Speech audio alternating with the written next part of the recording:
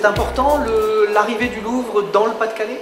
L'arrivée du Louvre dans le Pas-de-Calais, c'est aujourd'hui le poumon économique, à mon avis, de l'avenir. On l'a vu à Guggenheim, on l'a vu à Liverpool. La culture peut être un levier économique très important pour un bassin d'emploi tel que le nôtre. Nous avons connu une période de récession économique très forte et aujourd'hui, je pense que le Louvre peut permettre de retrouver des couleurs, de retrouver une nouvelle image du département, de retrouver en termes de tourisme peut-être un nouveau créneau d'emploi qui va permettre à la population de respirer à nouveau. C'est vrai que l'année 2012, ça va être une année exceptionnelle en matière de tourisme, en matière événementielle, avec le Louvre-Lens, le grand site de France, le site des Deux Caps, Grinet-Blanay, qui vient d'obtenir le label Grand Site de France, plein d'autres événements qui vont mailler et jalonner cette année. On peut également parler de la coupole d'Elfaux, qui sera bientôt dotée d'un planétarium. Véritablement, je pense que grâce au Conseil général, grâce à Pas-de-Calais Tourisme, grâce à tous les partenaires, le département se dote petit à petit de structures touristiques qui vont être véritablement attractives et on l'espère vont capter le maximum de touristes, avec en plus cette année, en 2012, un événement planétaire, mondial, un événement majeur en matière sportive que sont les Jeux Olympiques d'été de Londres 2012. Mais le tourisme dans le Pas-de-Calais, ça a un poids économique ou c'est vraiment accessoire? Non, ça a un poids économique. Hein.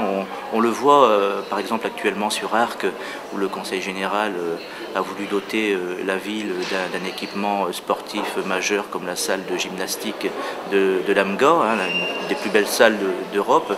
On sait aujourd'hui que les retombées économiques pour le territoire, à l'heure où je vous parle, sont d'environ 400 à 500 000 euros, alors que les premiers sportifs, les premières fédérations commencent à venir s'entraîner chez nous à Arques. Donc c'est véritablement une chance, hein, et avec des retombées effectivement économiques pour le territoire en matière de restauration, en matière d'hôtellerie, en matière de commerce. Non, c'est très important. C'est d'abord une conception d'un musée totalement différente des conceptions des autres musées français, puisque, comme vous l'avez vu, cette galerie du temps est une galerie qui permet de parcourir une vision muséographique de l'évolution de l'humanité, de l'évolution de l'art sur l'ensemble des continents.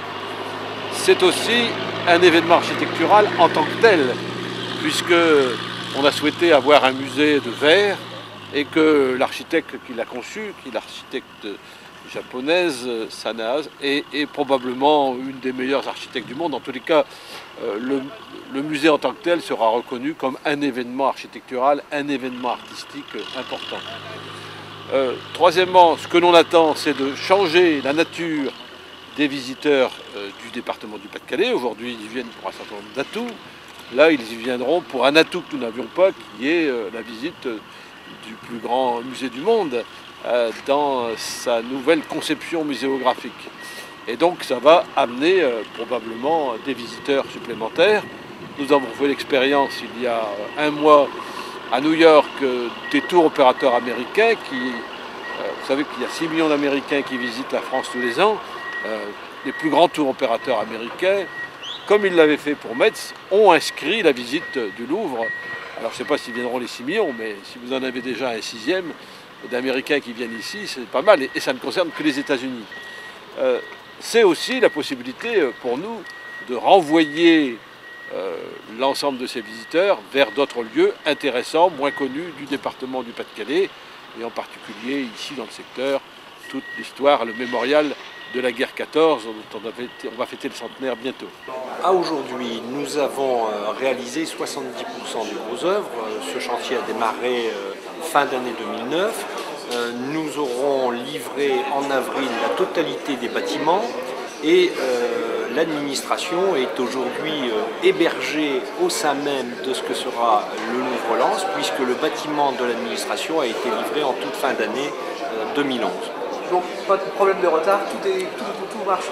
Pas de problème de retard a priori. Aujourd'hui même, alors que le Conseil général est en visite sur le chantier du Louvre, à la région se tient une commission d'appel d'offres concernant la muséographie qui doit être achevée dans des délais très courts, puisque dès le milieu de l'année le mois d'août, pour être très précis, les œuvres doivent commencer à arriver.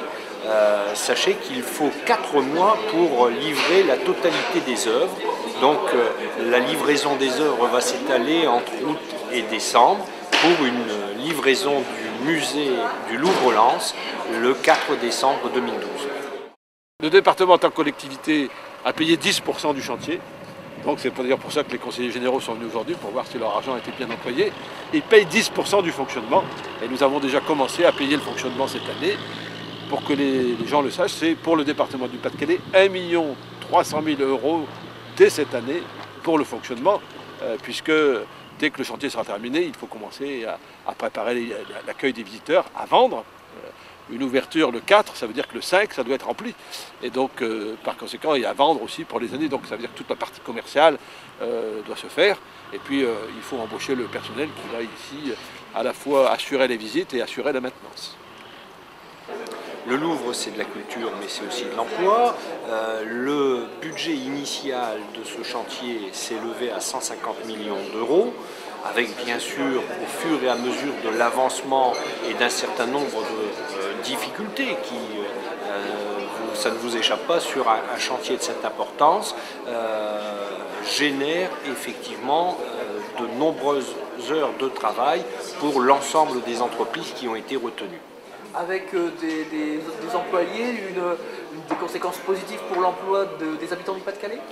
Avec des conséquences positives pour l'emploi des habitants du Pas-de-Calais, dans la mesure où bon nombre d'entreprises, même si ce sont de grands groupes, je pense notamment pour le gros œuvre, ce sont quand même des grands groupes qui ont des implantations régionales et voire même locales. Donc on a un certain nombre de retombées sur l'emploi ces dernières années d'ailleurs, puisque vous avez conscience que c'est un chantier qui est ouvert depuis novembre 2009, donc pendant près de 2 ans et demi, l'impact n'aura pas été neutre sur le maintien, voire à certaines époques de la vie du chantier, des recrutements ponctuels, et donc il y a un effet bénéfique. Toutes les fois où une collectivité prépare l'avenir, investit, cela a des répercussions sur l'emploi. Il faut savoir et rappeler que l'investissement dépend à 70% des projets des collectivités, puisque c'est à travers les choix qui sont faits par chacune d'elles que sortent de terre, ici une école, ici un collège, ici un lycée, pour prendre 3 compétences de 3 niveaux de collectivité bien connus que sont la commune, le département ou la région. L'objectif, il est quand même que les gens restent sur le secteur. Pour nous, en tous les cas pour moi, l'objectif est qu'ils restent dans le Pas-de-Calais, c'est-à-dire immédiatement de les provoquer par rapport aux atouts du Pas-de-Calais. Car il ne manquera pas d'atouts pas loin d'ici. Et je pense à Lille en particulier, qui a des atouts d'accueil, des atouts de qualité hôtelière, des atouts de qualité gastronomique, certes. Et donc, de les faire rester dans le Pas-de-Calais, c'est à la fois ici, immédiatement à la sortie, même avant qu'ils ne rentrent, ou dans la réservation par rapport à la visite, de donner les possibilités d'autres visites. J'ai cité les champs de bataille, je cite la ville d'Arras sans aucun problème, avec l'ouverture de sa partie muséale consacrée aux carrosses. Je cite Nausicaa, avec lequel je souhaite qu'il y ait un pass qui soit établi, puisqu'il y a déjà 600 000 visiteurs à Nausicaa, ce sont 600 000 visiteurs potentiels pour le Louvre-Lens. Je pense aussi à nos qualités totalement méconnues de patrimoine naturel, et donc de nos sites naturels. Je pense au marais Audomarois, qui est probablement un des marais les plus attachants, sinon plus que la Camargue, mais il n'est pas vendu aujourd'hui encore sur le plan touristique. Je pense au grand site de France, du site des Caps.